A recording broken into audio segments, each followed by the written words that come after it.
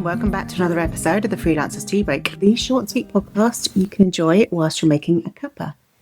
My name is Emma Cossey. I am your host and also a coach and mentor for freelancers. And I love making freelancing life easier for everybody who does it. And I know one thing that is not easy at the moment to do is finding clients. It is definitely tougher than it was a few years ago.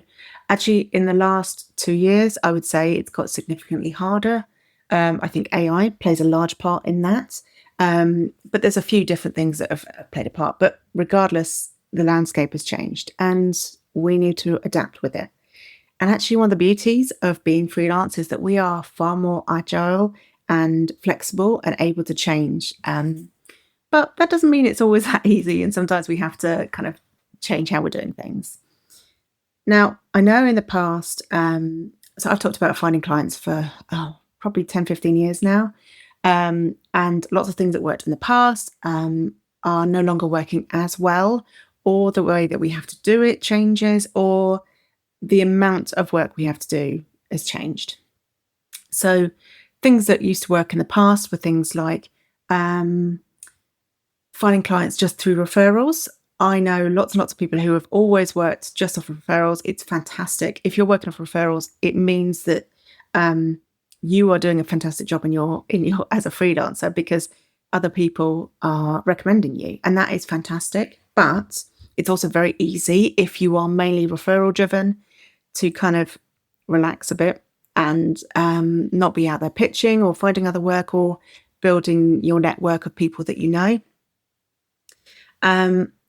And I think it's really important now to be more proactive with how we're finding clients.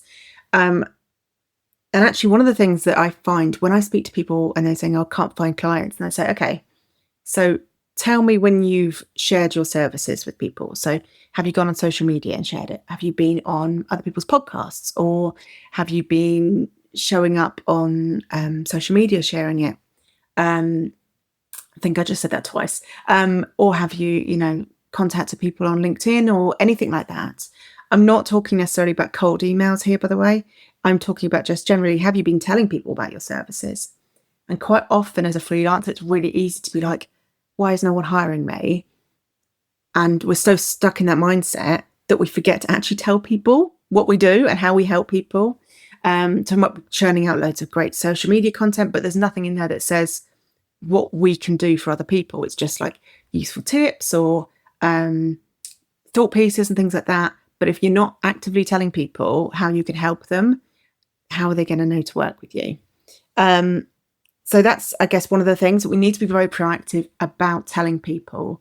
And I think it's very easy to go into a reactive mode of kind of waiting for referrals, or maybe just slinging out a LinkedIn post saying, I'm looking for work. That's not a bad thing to do occasionally.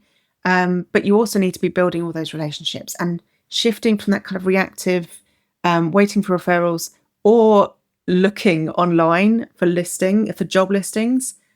I have found increasingly like that's not where the good freelance work is. I used to recommend having a look on Facebook groups and on social media for if people are advertising freelance jobs, but increasingly those jobs are with difficult clients, or they're very low paid, or there's other issues around it. I still think there's some value in going on the LinkedIn job section and pitching yourself as a freelancer for that job whilst they're looking for somebody, or as a contract role. I think there's still a lot of value in that. But I think going on Facebook groups and hoping that you're going to find somebody asking for what you do, unless you are a trade like a hairdresser, plumber, electrician, gardener, those sorts of things, I think Facebook groups is a very difficult place now to find clients that value you and will pay your rates. Facebook, I think this is a whole post for another time, but whole episode for another time, but Facebook is a race to the cheapest, and you'll find lots of people go on and say, I'm looking for somebody to do this. They need to be affordable. And what they mean is they need to be cheap. So Facebook is not really where people value that. LinkedIn, a bit more. So it is worth doing a bit on LinkedIn. But if you are finding that you're not finding clients at the moment, it's switching from that kind of reactive,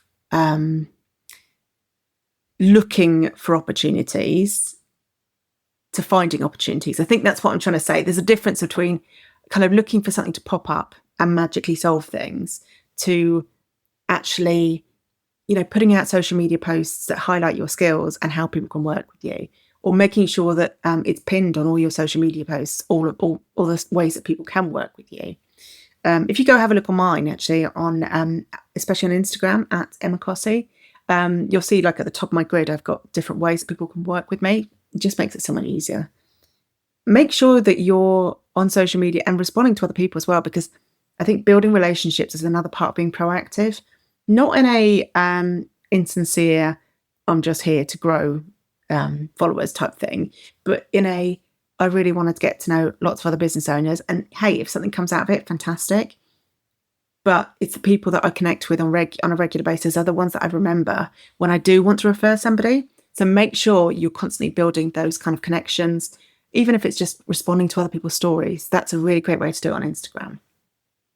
And Threads in particular, actually, I feel like there's a lot of potential on Threads, especially because on Threads, so if you don't know what Threads is, it's a bit like old school Twitter before it became MAGA Twitter.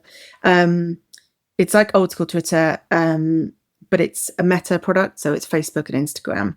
The great thing is if you post things on there, you can also share them across to your Instagram or your Facebook. So it's a nice way to create content. But the really good thing is it's very easy to sort of tag it with a particular topic, and you tap into that area straight away. So it's much easier to find your people on there. So yeah, I think Threads is fantastic.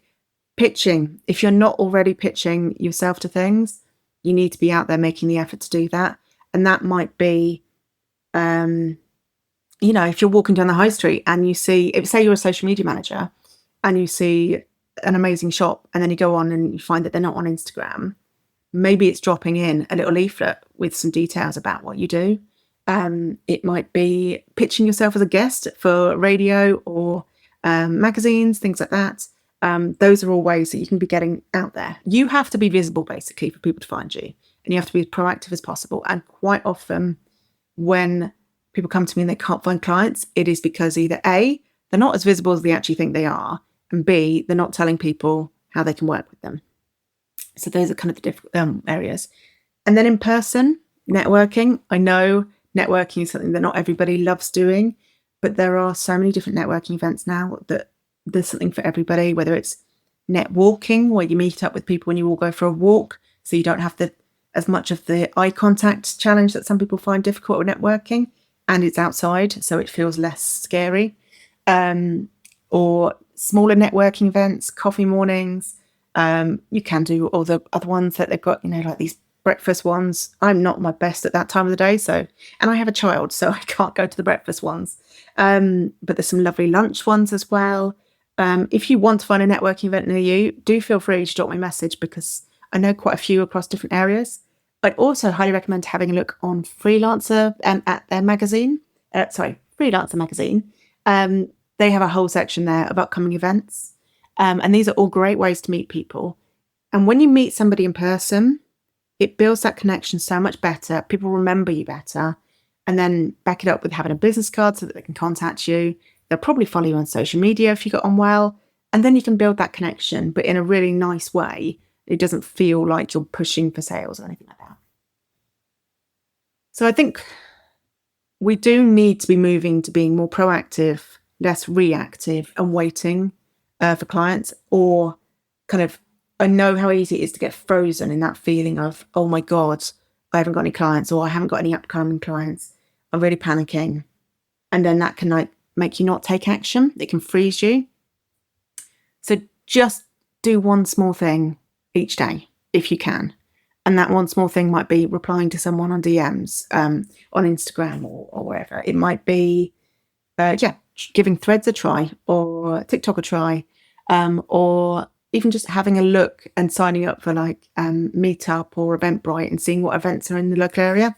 Facebook events also occasionally have some things as well. So have a look, see what's out there. But you need to make the time now to find clients. And that is hard and it is exhausting and it's unpaid, which is the worst bit. Until you find the client, it is a lot of unpaid work. But that is part of freelancing. And that's why we need to build it into our costs. Again, that's another episode.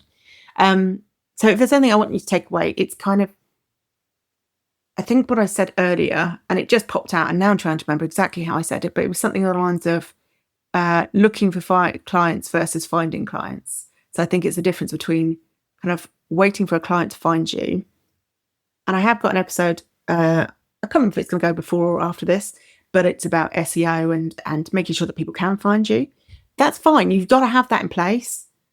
But right now, if you need to find clients, you need to be proactive, and that can be one small thing at a time.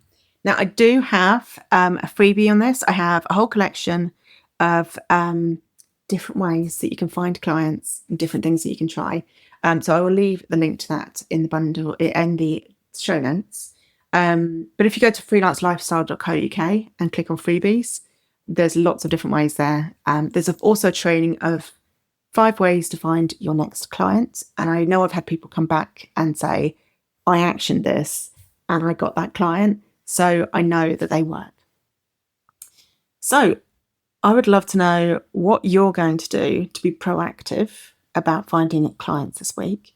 If you're on Spotify, you can comment. Otherwise, come on over to either the Facebook group, The Freelance Lifestylers, or the private Discord, The Freelance Lifestylers. Both of them are free. And they are lovely communities to meet other freelancers. That could be part of your building relationship side of things. So I hope you found that useful. I hope you have a wonderful freelance week, and I hope you find a new client.